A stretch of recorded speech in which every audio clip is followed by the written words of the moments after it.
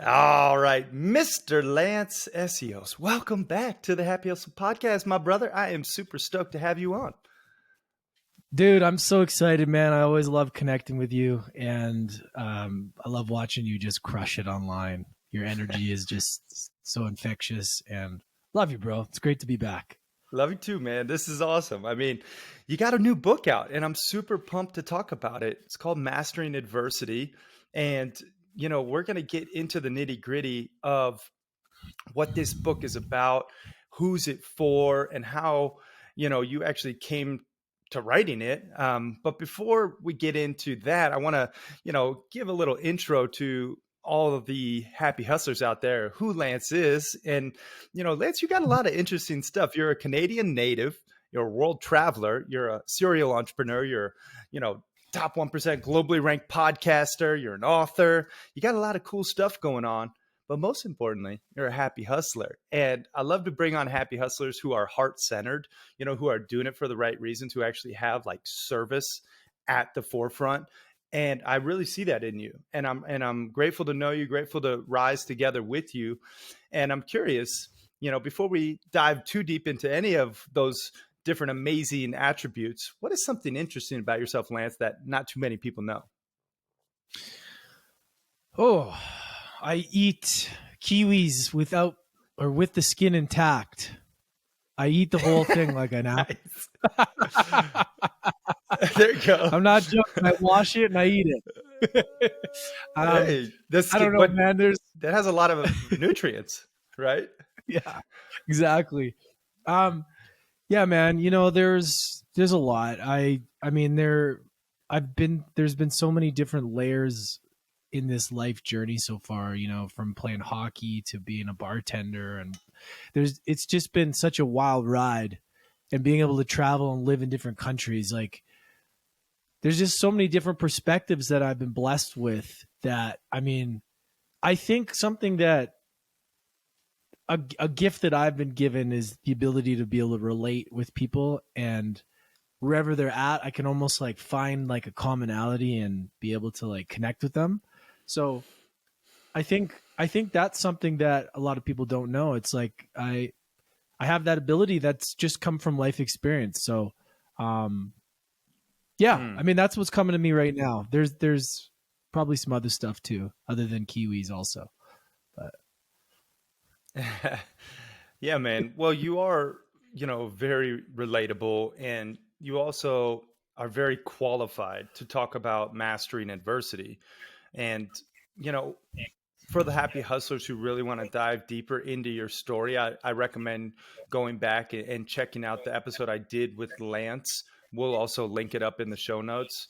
But just for the people who are listening first time, who maybe don't know your story, give us a little bit, a 30,000 foot viewpoint of some of the adversity that you had to overcome in order to qualify you to write this book. Yeah, it's great. It's a great question. Thanks for asking that. I just want to say first, like, everybody goes through this stuff, right? I am just one person that's been through a certain amount of adversity, and I have my own perspective. So, mine's not any better or worse or comparing to others. It's life. And I think that adversity is just such a beautiful gift, so for me, I grew up in a very emotionally challenging family. I had a lot of love, but there was a lot of fighting, a lot of screaming, a lot of just emotional instability. And at a young age, I moved across the country of Canada, away from my mom, away from my family when I was about 11 years old. And that was a really big moment of my life that I didn't know I was signing up for. And from there, my dad met a woman with 4 kids, and like your typical stepmother from hell life. Like, it was brutal. Like, everything you can imagine happened through that. And that took me through my teen years, right? Where I was emotionally I didn't know up from down, left from right. And I was I was a hockey player, and I was just trying to navigate feeling safe at home. I never felt like I had a safe place to deal with, the things that we have as teenagers. As a teenager, you should come and it should feel safe. There's enough crazy shit going on at school that like Yeah. home should feel like home. And it never felt like that for me. So I spent a lot of time trying to make sense of that. And as, pursuing hockey and the challenges that came with that, and potentially me making some really stupid mistakes, which cost me my career, then I was left battling with, who am I after sports? Like, who am I? This is my identity. Like, I don't know anything else. So I went into a dark hole, Yep. drugs, alcohol. I'm like, who is this? Who is this person? I got to tell people, that my hockey career went down the toilet, all these people that believed in me, and I had to reinvent myself. So I was stuck in this like really difficult family dynamic, really difficult personal struggle. And I was doing a lot of drugs and alcohol that really messed up my brain at the time. So as I started to figure out what it is I want to do, I got into the bar and restaurant industry after trying a whole bunch of different things.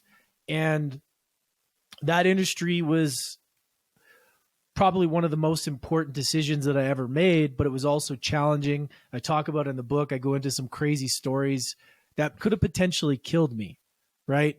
And during that difficult time, I mean, it wasn't all difficult. There's a lot of fun too. It was a rock star lifestyle, but it came at a price. Yep. And during that time, we lost my younger brother to suicide, and then my dad, within just over a year, to cancer.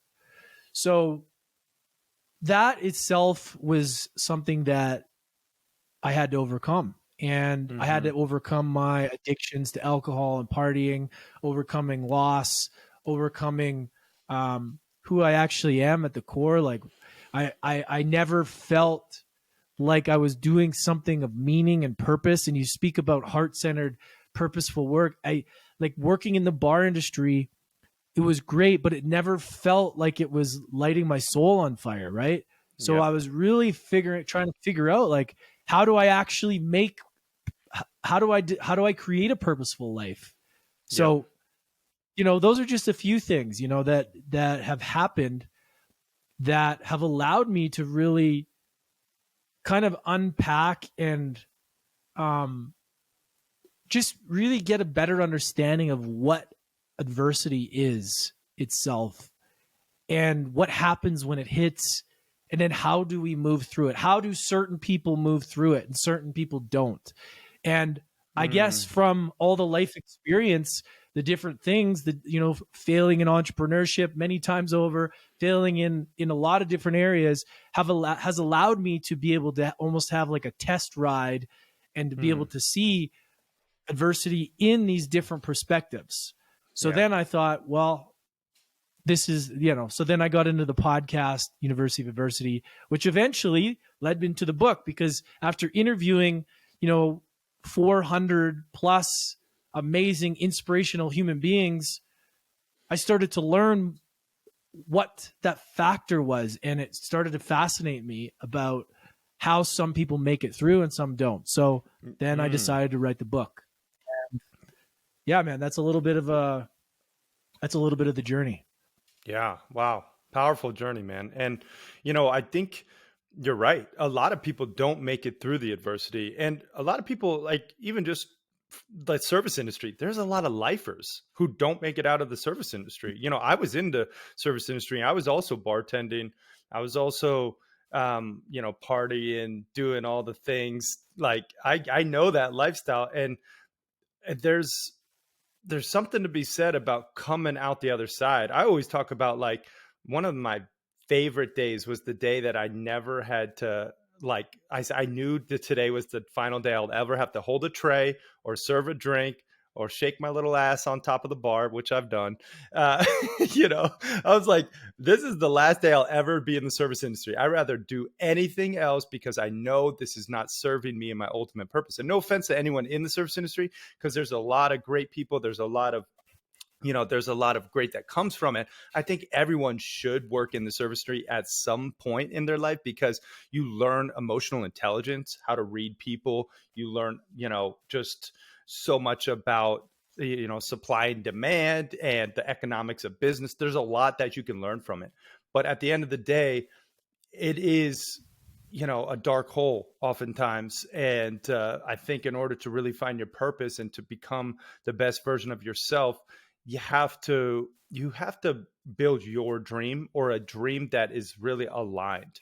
And not everyone is Mm. destined to be an entrepreneur, in my opinion, but there is other people out there building a dream that you can get behind, that you could be a one, a two, a three, or a four supporter of, and you could really build together something that's impactful. So I love that you talked about your journey, where you went from this person, who I can very much relate to now someone who's so aligned and sharing your gifts. And I know you have like cracked the code oftentimes, with adversity, because you did the work. You interviewed 400 plus people. You've put in the reps. You've researched.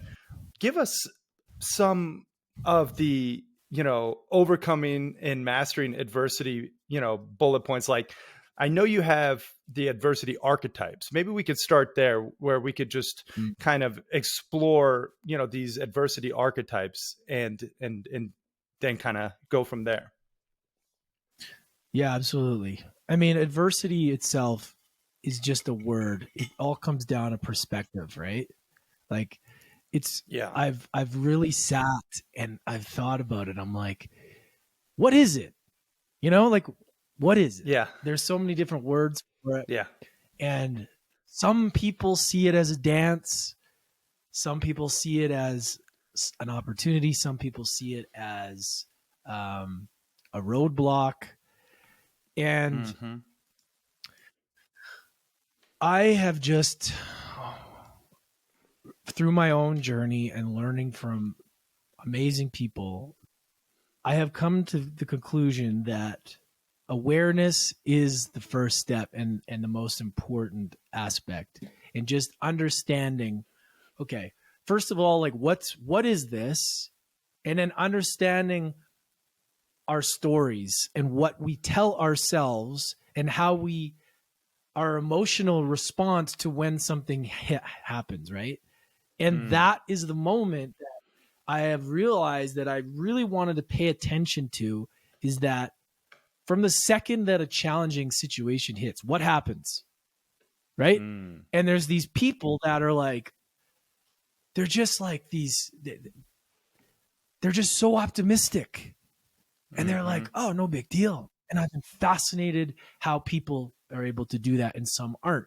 And for me, I came from a very, like, a loving family, but very scarce mindset, fear-based. Everything is like, oh shit, what are we going to do? And that is still programmed into me at times, that I have to literally take a step and go, hold on a second here. Like, right. And that comes from the awareness of knowing my stories of the past and what program am I running right now. So I wanted to figure out, first of all, what are some of the things, and this is stuff that I had to look at myself, this isn't just a theory that I'm creating and not looking at myself. What do I do? How do I show up? And then how can I identify in the moment of adversity so that I can, first of all, I know how I'm feeling, but then I understand in the past, like, what behaviors do I take?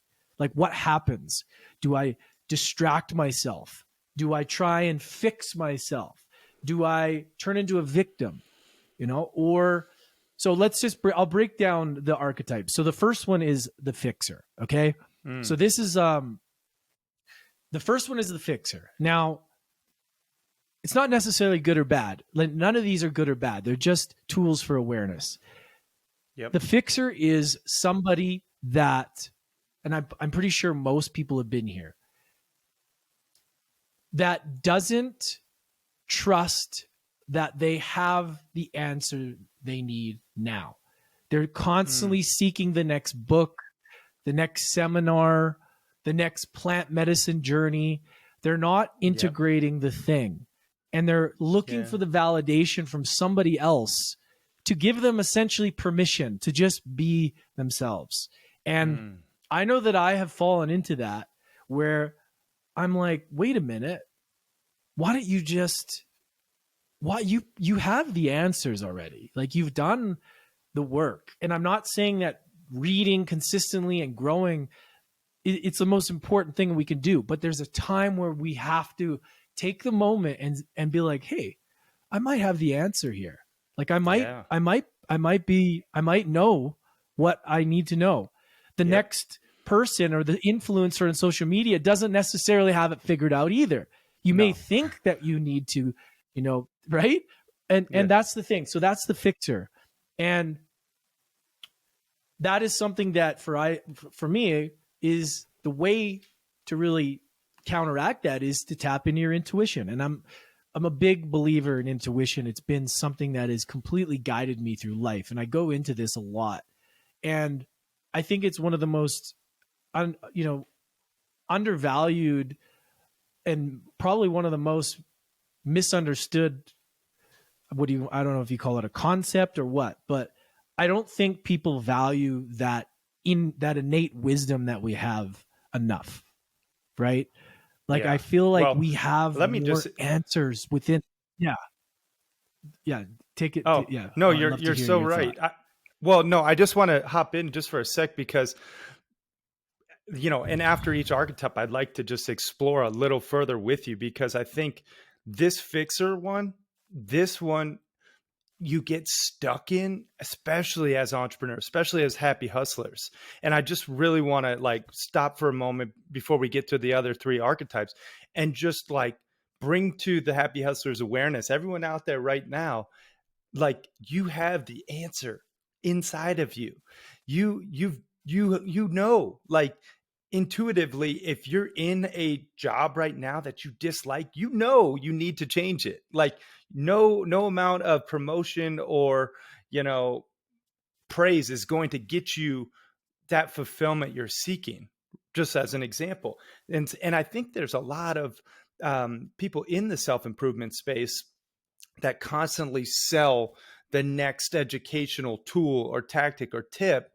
And you're right, man. You got to implement. If you're not implementing, like, what are you doing? And I just heard someone talk about like the most successful people in the world are the people who had the fear of doing something great but didn't let them hold it back, like didn't let the fear hold them back from pursuing.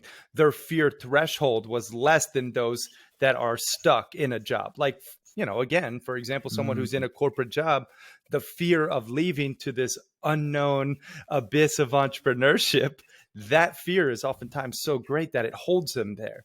But the most successful people, the Mhm. people who have take chances, the Bezos and Elon Musk and Zuckerbergs of the world, those people had the lowest fear threshold that really were able to supersede it and move through to the next level and build their dream. So I love that you started with the fixer because I think it really resonates with the happy hustlers. And if you are a fixer right now, that's okay. Not saying knowledge is not important, but the execution and implementation knowledge is where the magic is. So go ahead, Lance. Let's hear the next one. Yeah. No, exactly. And I just want to just none of these are meant to make you feel bad. They're just like awareness that we all go through. This is like Yep. while I was writing this book, I literally went through all of these and I had to look and be like, oh man, okay, you're doing this. These are the things you're doing. Okay, pull Yep. it back. That's why I think this is powerful because like I literally had to apply this and I still do. And Yeah. that's the awareness Yeah. that shifts people in the moment is like, okay, I'm doing this. How do I get out of it? Perfect. Okay, no big deal. Right. So the second one is the distractor. Now, this one is like one that for me has been the most challenging and the one that has been most present in my life. Distractor Mm. is taking yourself out of the present moment, which could be alcohol, porn, sugar, food, distracting Yep. yourself from feeling the moment, right? Using your phone, social media, there's a ton of different things that fall into the distractor, right? And it's really a lack of presence. It's a lack of the present moment. And what I have started to ask myself, and look, I'm not perfect at it, but I've gotten better at it. And I think that this is a good exercise for people is when you feel the need, like pay attention to, like, when something difficult happens, or you feel pressure, or you feel some sort of overwhelm, or you're challenged. What do, right? Like, what is your thing? Like, what do you take yourself out of that feeling to do? What are you diverting from? And ask yourself that, like, what am I not wanting to feel right now? Right. And it's subtle. It can happen. It can be something minor. It doesn't have to be, a full blown addiction. There's like a spectrum. It could just be the littlest thing. It's like, well, do I really need that right now? Or do I just need to sit with this for a minute? Right. Mm, And we all do this. We all yeah. do it. And I really think it's just a powerful way to kind of reel it in and ask yourself, like, what am I distracting myself from right now? Like, what am I not wanting to feel? Mm, And just that question alone kind of allows you to sort of be okay with the present moment, right? To feel into it.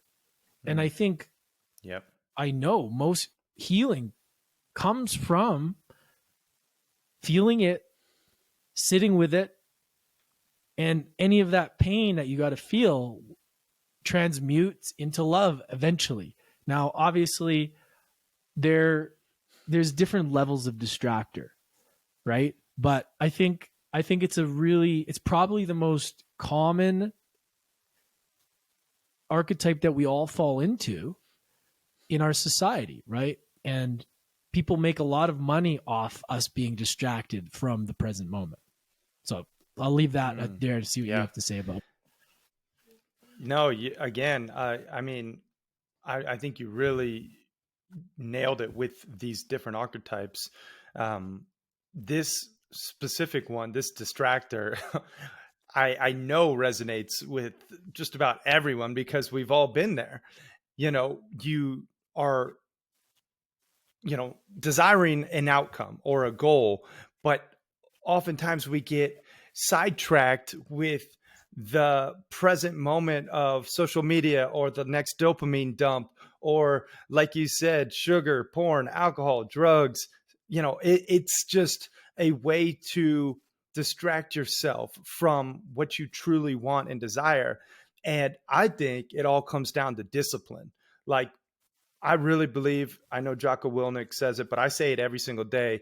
You know, I am focused and disciplined. It's part of my I am mantras that I repeat twice a day, in the morning and in the evening. And I think if you want to succeed in this life, you have to have discipline. You have to be able to persevere past those distractions that are inevitable, right? Adversity is inevitable, but distractions Yeah. are inevitable. And you have to have the discipline and the restraint to persevere past them if you want anything, worth having in this life. So really great with this one, man. Let's hear the next one. So the next one's victim. And this is like, we see this a lot, and especially on social media, it's pointing the finger at everybody else, expecting somebody out there to come and solve your problem. It's the president's fault, or it's my uncle's fault, or it's somebody else's Yeah. fault but my own, Yeah. right? Yeah. And it's posting on social media to try and get a reaction, to try and stir the pot, versus Mm-hmm. being able to get people to think and you go deep, but giving them a pathway out or some sort of solution. You see it a lot where you can tell when people are coming from the victim mentality on social media. You can literally see, I'm just like, man, that guy needs a hug. Like, you're Yeah. Yeah. projecting your own victimhood to the world by what you say. Like, you Yeah. literally are. So if you're going to talk about difficult things in this world, that's fine. We have to. But do it from a place of love where you're giving, not fear, where you're giving people, yes, this is tough, but here's what we can do. Here's the solution for us. And this is something that I have had to be conscious with. And I encourage everybody, when you go to post something, like, is this coming from love or fear? Like, am I trying to stir the pot and get a reaction to piss people off? Or am I doing this to build awareness and give people some sort of tool or some sort of inspiration to take Yep. action in a different direction? Right. So I use that as Yep. an example because it's so evident in our society, and social media is so present for us, right? Especially as entrepreneurs. This is Yeah. something that is really, I see it all the time. And like, difficult shit is going on in the world right now, right? It really is. But how you look at it is so important, your perspective. Your Mm. life won't change unless you take 100% ownership for it. Talk about Mm. Jocko, same thing. Like, you have Yeah. to take ownership. That's Yeah. the antidote to getting out of victimhood. You Yeah. have to say, yes, I'm in a shitty, tough situation. Okay, whatever, the cards are dealt. Here I am. But I got here somehow. There was decisions that I made. How am I going to do this? Like, am I going to focus on this problem and beat it to death? Or am I going to go, okay, I'm feeling this. This really sucks. But now, Mm-hmm. solution mode. Give yourself the space to feel it, right? If you're going through it, give yourself feel the thing. Feel it. If you got to scream, you got to cry. It's all good. But then it's like, I've given you the space now. Now it's time to go to the solution and focus on how are we going to get out of this? That's it. Like, it's you can't look back. And I think that this is the probably the most, well, I mean, victim is everywhere, and it's one of the worst ones that can really destroy your mindset completely. And I think we can Yeah. all fall into it. But it's just so important to be aware of this, because we have this default programming in our society that it's almost normal to be a victim, complain about how hard things are and blah blah blah, and we all bond together about complaining. It's wild, man. Yeah. Like, and Yeah. I was one of them too. It's like you start to talk to people around the water cooler about how much you hate your job, and it's like, what? Yeah. Why do we do that? It's like, we got to catch ourselves and just go, no, man, like, what's the solution? And that's the difference between people that make it and people that don't. I believe, and the people I've interviewed, it's like and I'm sure you can agree, you do this. You're one of the most optimistic, dudes on the planet, and you've created massive success from it because you see opportunity, and you take action. You see solutions, and a lot of people don't. It's Yeah. this scarcity mentality of, why me, poor me, I'm screwed, I Yep. can't do that. That Yep. language can be so toxic for your body, your psyche, and everybody around you, because it's Yeah. easy. It's that stuff is contagious. So I Yep. really believe it's up to you as the human, as the individual, that if you take ownership, complete ownership for that, then you're giving permission to the people around you. It's Yep. contagious. If you're a victim and you cast that spell on other people, that's what you're poisoning the people around you, and they don't deserve that. Mm. They don't deserve Mm. that. You have Yeah. to take ownership. And I've noticed this so much, is that stuff is contagious. So Yeah. you can't Amen. control anybody else. You can't control anybody else or what anybody else does. You can't control the policies of the world and COVID or any of that shit. All you can control is what you do the second you wake up, the choices you make, how you feel, and how you regulate your emotions. That's it. And the people Yeah. that you come in contact with, you have a responsibility. Like, do I want to help this person feel better, or do I want to deflate them? That's literally what happens when you come in contact with people. You're either helping them improve Yep. their life, or you're making it worse. You talk to somebody, sometimes you're like, man, that really, like, ooh. It's like, but then some people, you talk to them, you're like, man, that guy's awesome, And like, Yeah. that's the person that we should desire to be, is you leave that energy with people, not this like poor me victim attitude, right? I mean, I could talk Yeah. about this all day. No, man, it's sad to me. Like that choice of being a victim is sad to me because I know a lot of victims, and I know you do too as well. And you know, John Gordon, best-selling author of like whatever 13 books and just really awesome human. He was on the podcast recently. He wrote a book called The Energy Bus. I don't know if you've ever read it, but it's one of my favorite books, and it really stuck with me when I was younger. He said in life there is energy vampires, people who will suck the energy from you. It's all about them. It's all about their problems. It's all about their life. But you have a choice to say no to those energy vampires. Don't let them in your inner circle or even your outer circle. Just be like Teflon and let them bounce right off you, and like don't Yeah. interact and succumb to that energy. Be the bright light. And I made a commitment to myself to always be the love and light. Actually, it came to me when I was down in Costa Rica at Rhythmia doing, plant medicine journey. And I'm not one for like doing hallucinogens or uh, drugs or plant medicine really, but I did do it to experience it, and it was healing. And that is what, Mother Ayahuasca said to me is like, always be the love and light. And I really do my best to always compliment somebody when I see them or find something, that I can do to interact with them in a positive way that leaves them better off than when I found them. And I think it's a choice.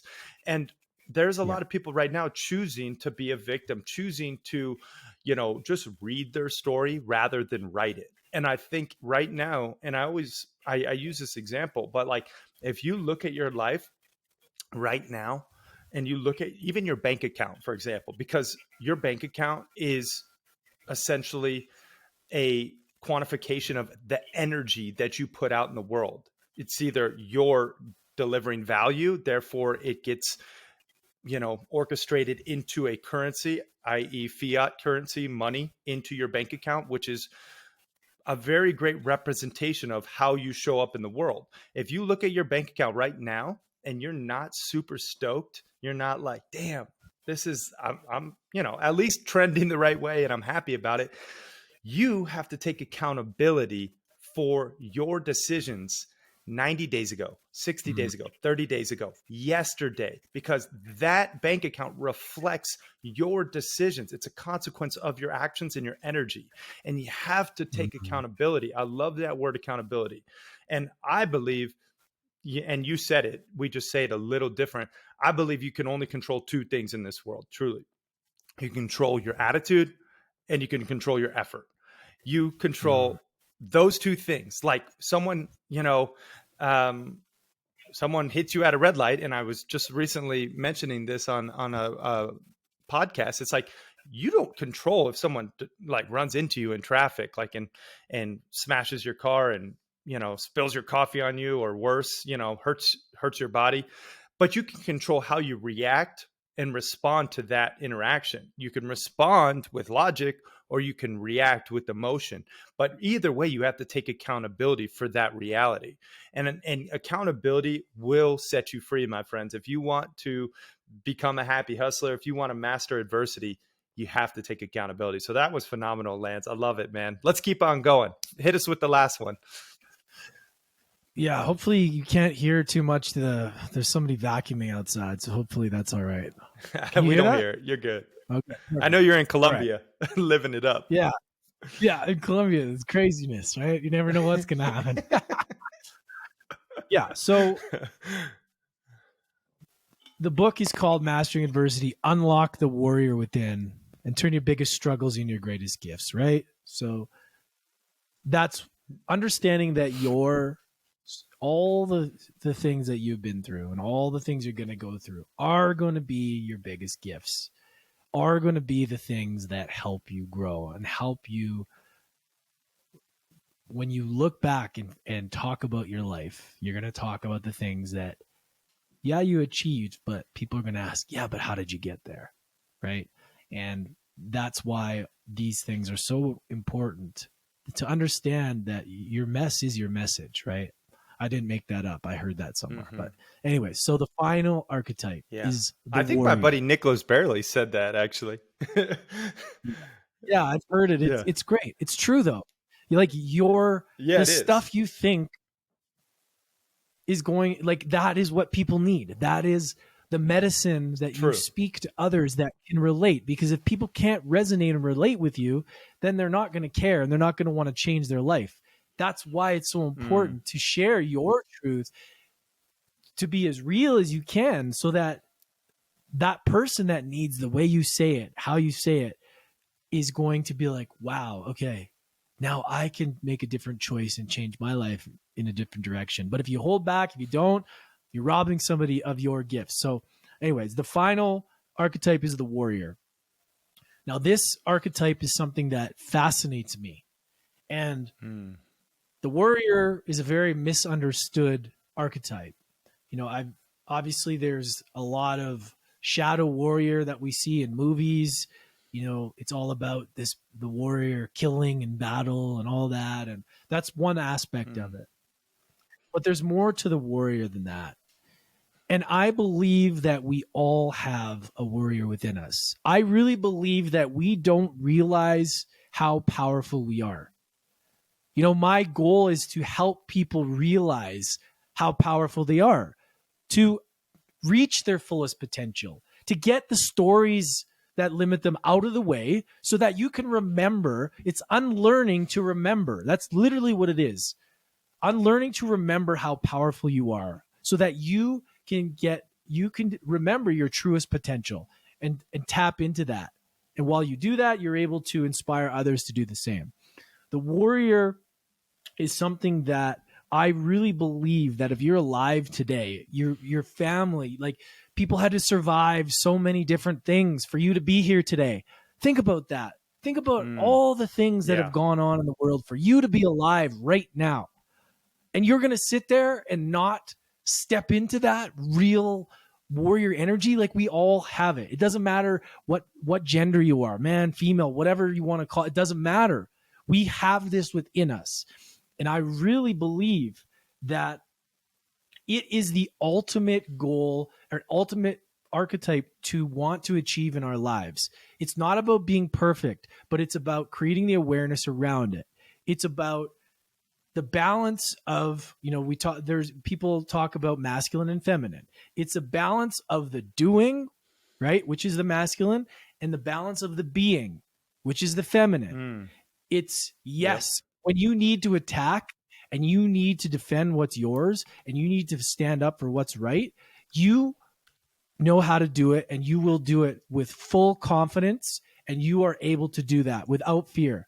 But the other part that's missed is, when is it time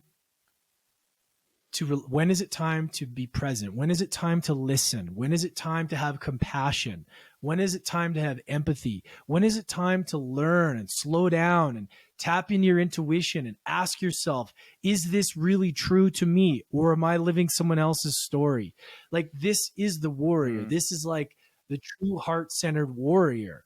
You talk about this in your work with Mm. the heart-centered. This is the real true warrior. This is it. And Mm-hmm. that is why I feel that this word is so powerful, because I didn't just all of a sudden write this as being that. This came to me in a breathwork ceremony. I was in Sedona, Mm. Arizona in 2020. I was for Fit for Service, Aubrey Marcus's Fit for Service Fellowship. I was sitting in Mm-hmm. Sedona. It was a hot October day. We were sitting under these tarps, and we were doing breath. We were doing it's called shamangelic breathwork with Anahata Ananda.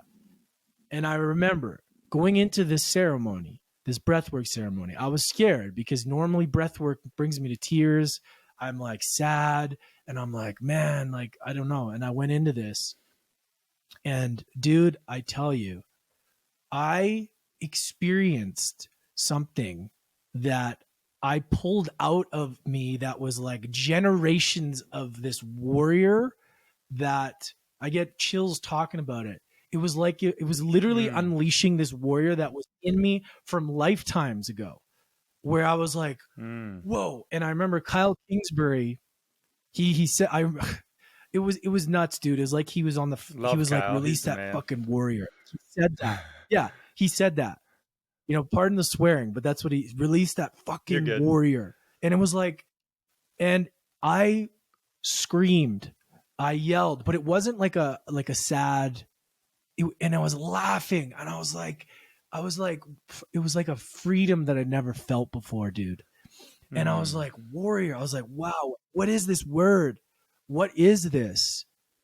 And I started to journal on it, and I was like, warrior embodiment, warrior. And I was like, what is this? And I started to read King, Warrior, Magician, Lover, and I started to study, you know, warrior ethos by Stephen Pressfield. And I was like, this is the concept. This is the thing mm, that I need to, because I was, you know, I wanted to write a book, but it wasn't solidified yet.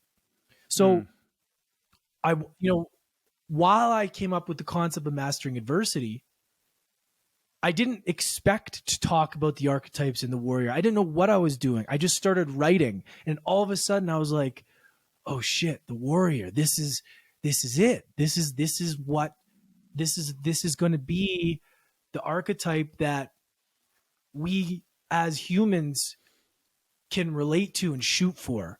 And when Yeah. we fall out of it into these different things, how do we get back to warrior? What would warrior do? And I've had to use this in my own life. Even my writing coach and publisher, Samantha, when I get down into victim mode, getting pissed off about things, about the book not working out, publisher going bankrupt, she's like, take a breath. What would warrior do? And I'm like, Ooh. yeah, you're right. What would warrior do? Ye- And that awareness, that moment that you can identify with is Mm, enough to pull you out of it and to remember and to feel. And once you start to do that, it's just like meditation. When you fall out of focus and you bring it back, it's like doing a bicep curl for your brain.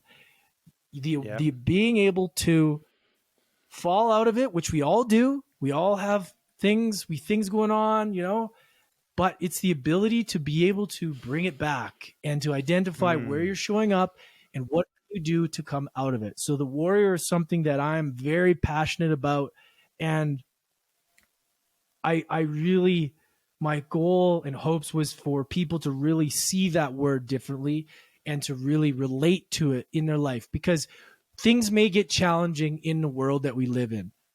I mm. believe we chose to be here at this time, so we got to be warriors. We got to be warriors together. And that means Yep. helping out fellow people. That means having compassion. There's a lot of people hurting out there. Having compassion for the victims, having compassion for the distractors, like seeing yourself and other people, loving yourself so that you are able to love other people. Like there's so much there that I believe the warrior is that isn't talked about. And that for me was the best way to illustrate something for all of us to shoot for in the book. And I talk about the journey myself and how different situations, anecdotal stories, different advice that I had to kind of tie it all in so that it's Mm. relatable, so that people can see themselves in what I've gone through and hopefully resonate so that they can start to make those changes and create more awareness in their life too. Boom. Ooh, love it, brother. Wow. Powerful stuff. What would the warrior do? What would you do if you tapped into your warrior out there? All the happy hustlers, ask yourself that question, you know. And I'll tell you, man, that shit resonates with me hardcore because have you ever read the book Peaceful Warrior by Dan Millman? I started it. I need to read it. I didn't finish it. Unfortunately, it was a couple years ago. I got to read it Ah, though. you got to read it. You got to read his books, man. You are so in line with him. He's a friend and mentor. I've read all his books. I just bought his newest one, but I even have peaceful tattooed on my right arm and warrior tattooed on my left arm because it reminds me of the duality, the two sides of me. And I will tell you straight up, when I was younger, I was hardcore, like too much warrior, no question. You know, I was fighting, doing shit I shouldn't do, like really intense anger management. I went to years of classes, which is weird for the happy hustler to say, but like I was an intense human on the sports field, on the uh, on the battlefield of life. It just that's what I brought, and it wasn't until I really tapped into the peaceful side where I was able to manage it effectively and realize that I can be kind-hearted, loving, full of light, positive, optimistic energy. And I will just tell you, you do need to have that warrior side, but you also need to have that peaceful side. Yeah.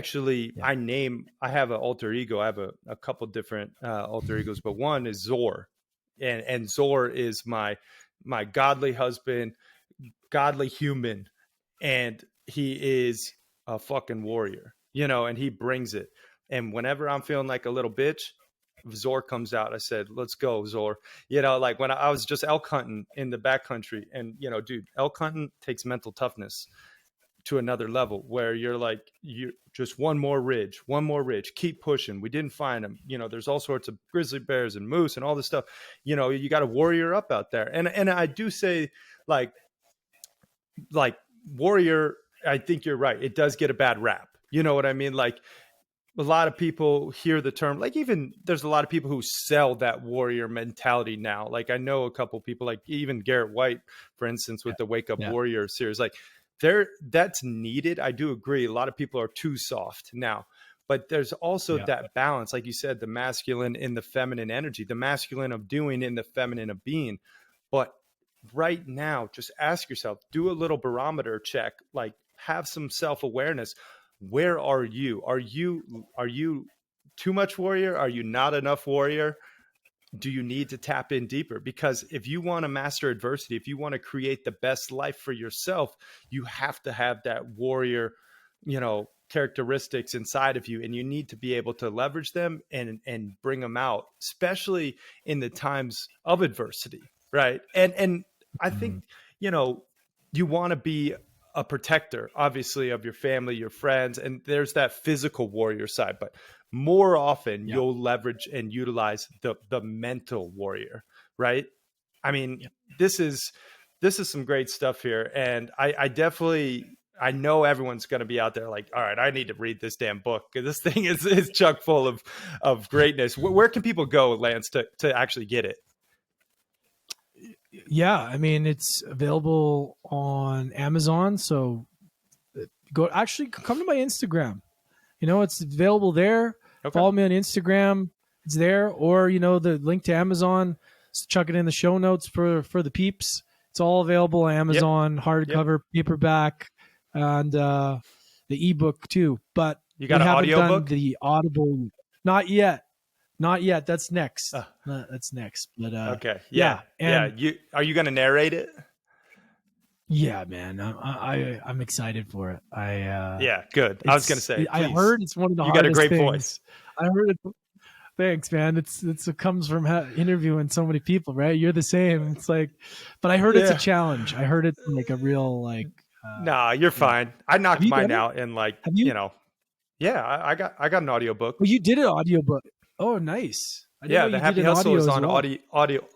Yeah, it's on Good for you. Audible. And what's cool about the audiobook, like at least in my case, I interjected each chapter with like personal anecdotes and stories, and it's like more than just the book. So, you Mhm. put it on Audible, and then people get a really cool experience throughout the book of like, oh, I remember when I was writing this. Like, I would recommend don't just read it, but like actually iterate upon it. But yeah, that's Yeah. super cool. Guys, check out Mastering Adversity. Lance, one more time, run through those 4 archetypes for us, just so everyone knows them again and where they can get the book. Absolutely. So there's the fixer, there's the distractor, there's the victim, and then there is the warrior. Ah. I love it. I think I of love the it, man. This warrior. is Like awesome. I think when I think of the warrior too, I think more samurai. Like I think more. I think a samurai combined with like a Sparta. Like that. There's Hell like yeah. Spartas were so savage, but like samurai were a bit different, right? Or I mean, you'd know more about that than I am, but I Yeah. really think that it's like it's misunderstood, and I hope people and get the idea here, and that at the end of the day, it's just a word.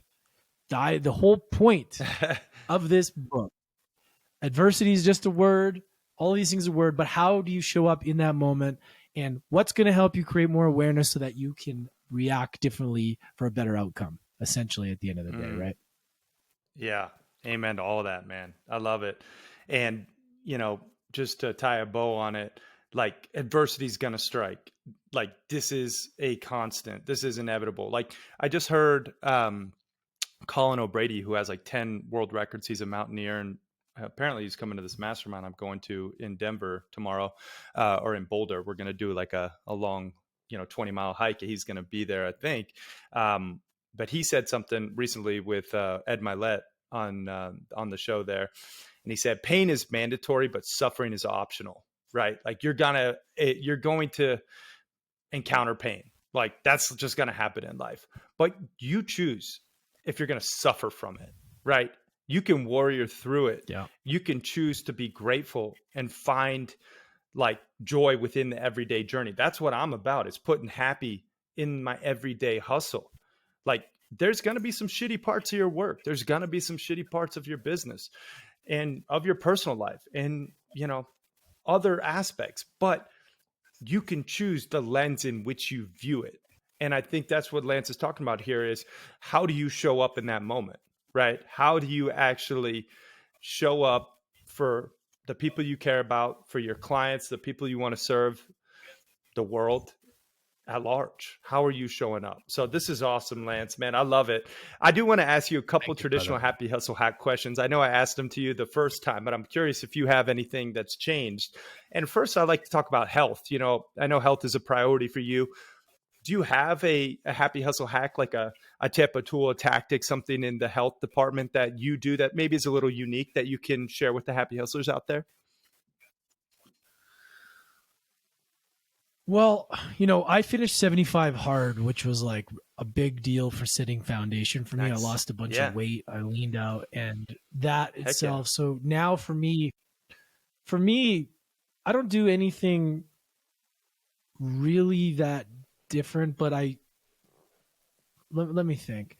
Lately, I've been telling myself that I can't leave the gym without doing 50 push-ups and 50 sit-ups.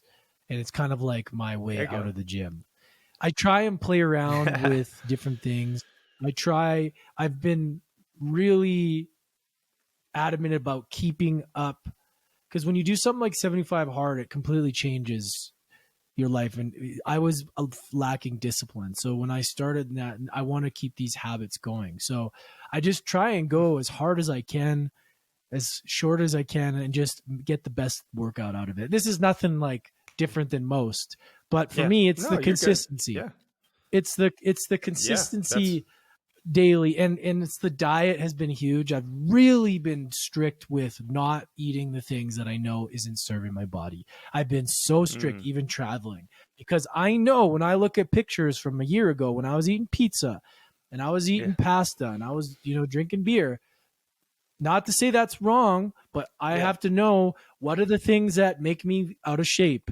So, what's more important? Do I want to feel in shape? Do I want to feel good? I need to be smart with my choices of my diet. Diet is huge, and just being consistent with the gym. I find if you Yep. take care of your diet, man, you almost don't even need to work out as much, right? You can probably Nope, agree with me you're on that. true. So, No, I do. yeah, Hey, abs are made in the kitchen, as they say. So, and consistency is key seriously. when it comes to anything in life, especially working out. So, let's talk about money. I think it's always important to talk about it. I always like to look at money as a frequency. Of it more makes you more of who you are truly. But do you have a happy hustle hack when it comes to money? Maybe something that you do that has helped you expand your abundance that you could share with the happy hustlers? Yeah, I mean, coming from somebody that had scarcity ingrained in my life, out of my entire family, I'm pretty much the only one that's really creating things outside of the norm. Not to say I don't know. I want to be careful how I say that, but like I have just Hmm. always, I have just, I for myself, it's not. I don't when you were talking about the bank account, I kind of was like, oh yeah, you're totally right. For me, the abundance of opportunities and richness of experiences and what I've been able to do and what I'm create is outweighing the actual financial results currently, which is interesting because I feel like there's seasons where you're putting in a lot and it's like doing that work, and I know it's coming back. We're doing Mm, good, but you know what I mean? It's like I yeah. focus on what am I doing? What am I putting into the world? And I'm Yep. happy about that. And I trust that that is going to come back tenfold. It's like you're boring it out you're lending it to the universe with interest, and it's going to come back. That's the thing I Yeah. think people miss, is that we have this perception that things need to show up really quickly, or if they don't, what you're doing isn't working. And I Mm, know in my heart that what I'm doing is true to me. And I know that that financial abundance, although it's come, it's gone, I've been presented with so many opportunities to travel and all these things. I know that the work that I'm doing is going to come back tenfold. So that's my yeah. advice, is that for anybody, you're right though. Whatever your bank account, it reflects a lot, and it's an Yeah. absolutely great point. It made me think, because I'm like, yeah, that's a good point. I just Hmm. also think that I also believe that sometimes we're in seasons where if you're building something of purpose and you're building things that really matter, trust the process, trust and Yeah. focus on that abundance daily. Focus that on that, you're in that frequency. You have to be in that frequency before it happens. You have to feel abundant daily. And for me, it was challenging because it's in my family and my upbringing, it was always about focusing on the lack. Oh, we don't have this, or we Yeah. can't afford that. And I have said, I'm not focusing on that. I'm going to spend it when I need to spend it on things. I'm going to trust in my abilities. I'm going to believe in myself enough that it's all going to come back, even if that means investing more than I'm comfortable with. I believe in myself. That's why I do the work. And if it doesn't work out, well, at least I went out doing my best and believing in myself. So that's a little bit. Yep. Really focus on that abundance, really focus on the goal and the purpose, and the daily actions are more important than the goal itself. But like, really remember Yeah. why you're doing it. Even if the financial results aren't coming, it doesn't mean that it's not working. It just means that maybe it hasn't come yet. So Yep. Love it, man. Yeah. Extend your time horizon too. I know Hormozy talks about that. Like measure yeah. yourself in decades, truly, because it takes to build a Yeah. great business, like it takes a decade, truly. And don't look Yeah. at like the short-term gratification, but rather the long-term investment that you're putting in. Because there really is no get rich quick scheme. Like everything we're doing takes time, you know. And that's Yeah. just a fact. Like unless you're a trust fund baby, then good for you. But that could be a quick fix. But truly, if you want to build something great, it takes time, but really, money, again, it's just a scoreboard. It's how you can keep track of how much value you're delivering to the world. So just keep it real with yourself and assess where you're at. And if you're not happy where you're at, that's okay. Give yourself grace, but just realize that you need to deliver more value, and you find unique ways to solve people's problems. That's what it comes down to, right? Let's dive Absolutely. in. One last happy hustle hack question in regards to spirituality. Just Yeah. something maybe that you do to connect with the higher power, maybe a meditation practice or a journal practice, or something that you do, that you could share with the happy hustlers. Yeah, I meditate, and one of the biggest, one of the, I would say for me, Dr. Joe Dispenza is my go-to. He's, Mm, excuse me, he's he's a man. he's somebody that I've went to two events of his, and it changed my life on how I see it. And Mm, do I do those every day? No. Can they be challenging? Yes. Dr. Joe's meditations are challenging because they're longer. Do you have to do yeah. that every day? No. But I believe that meditation is essential if you want to create clarity and less anxiety and more connection to your truth and your heart, and make better decisions and be able to give yourself some time. That's been something that has been very life changing for me. Meditation and journaling. Those two things, honestly, if you commit to those for 30 to 90 days, man, your life's going to change. I promise you. I don't know how, but it will. And, but most Yeah. people, you brought up Hermosi, man, the guy's so brilliant at breaking things down to simple. Most people don't do things long enough consistently to get any results. They complain or they don't, Yeah, true. right? If you do something for 30 days straight every day, like how many people actually do something every day for 30 to 90 days? Not many. So if you do these things, and I Yeah. know that I've tested it, man, journaling gratitude, it just changes things. So that's my happy hustle hack to connect to spirituality, is sitting, meditating, and then reflecting on it, doing a brain dump on my journal, and gratitude practice. Gratitude is everything and has completely shifted my life. Amen. Love it. That's I got. Ow, I got I got my journal here, and I'll tell you, I write in it every day, just about. And I go through my attitude of gratitude. You know, just like 5 to 10 things that I'm grateful Mm. for right now in this moment, and then just like whatever comes to mind. It's really important to free flow. Sometimes I recommend the Artist Way if you're new to journaling and you really just want to like deep dive. The Artist Way is a really great way to tap into your subconscious and flow. So yeah, really a Mm. big proponent of meditation and journaling. Awesome stuff there, Lance. Now, I do want to put you through the rapid fire round and then we will wrap this interview up. This is, again, where I just ask you random things and you answer honestly. First thing that comes to mind. Are you ready, Lance? Yes. Okay, let's go. Favorite food? Yeah, I'm ready. Steak. Favorite movie? Whew. Man, Avatar just came to mind. It's one of my favorites. So let's just say Avatar. Oh, Love that movie. that's a good one. Favorite book?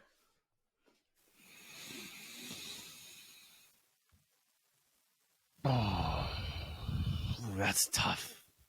Hold on. Give me a second This for is this the one. rapid fire round, Lance. I know. I can't.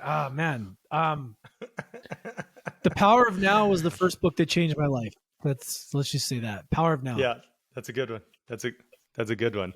Best business advice? Be consistent. That's good. What's your spirit animal? I'm not sure. I think it's a deer. I could be wrong. I I'm not love sure. it. I There you don't go. actually. 3 things you're most grateful for. I'm grateful for the ability to be able to travel around the world and to see perspectives and of just be able to see the world in different perspectives, different countries.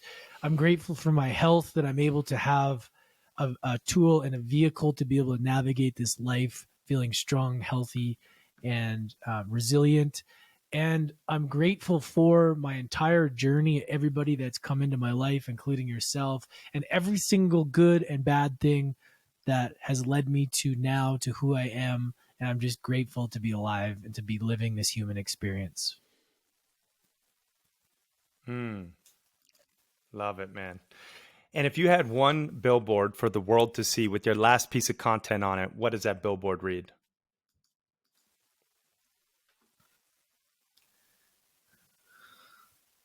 If you don't believe in yourself, nobody will. Crush that rapid fire round, Lance. And brother, I just want to take a moment to acknowledge you for sharing your love, your light, your wisdom, your adversities, and just for being vulnerable, being unapologetically you, man. I appreciate you and how you show up in the world. And I appreciate this book. I recommend everyone get out there and go get it. And I just, appreciate our friendship too, man, our brotherhood. I'm looking forward to just growing together and seeing where life takes us. So thank you, man, again. Love you, bro. Thank you so much for having me. Thank you to all the listeners. And dude, I just love what you bring into the world. You inspire and you light up a lot of people, man. So thank you for being you. Appreciate it. Thank you, man. I received that. Now, final question, Lance. But before I ask that, give the call to action for the audience. Like one last thing that they could just grab onto, and again, mention where the best place is to connect with you online. Yeah, I want everybody to really realize how powerful they are. And we have to remember this.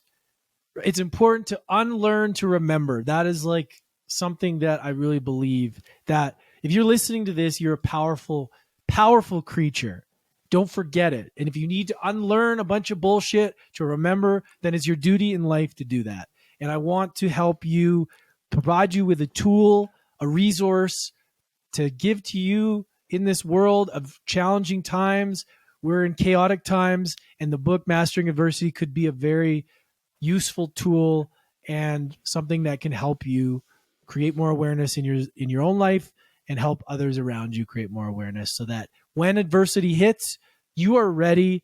You are ready. You have the battle armor on for life, and you'll be able to handle it with ease, flow, and grace. Boom. Love it. Crushed. Now, Lance, final question. What does happy hustling mean to you, brother? Happy hustle means to be able to enjoy the work that you do as being your life. It's not about balance. It's about doing the thing that you love as being your mission and loving your mission. That's what I feel like happy hustling. It's like, it's not even like you're doing something that you love and it's purposeful and it doesn't feel like work. To me, that's what I feel a happy hustle feels like. It's like you're happy to do the thing because you love doing the thing. And it just feels balanced because you are doing something that is coming from your soul, your truth. And it doesn't feel like work. It feels happy. And the hustle is just like a natural thing you want to do because you're so passionate about it. Mic drop. Lance Essihos, y'all. Thanks for watching and listening. We are out. Peace and love, y'all. That's it, buddy.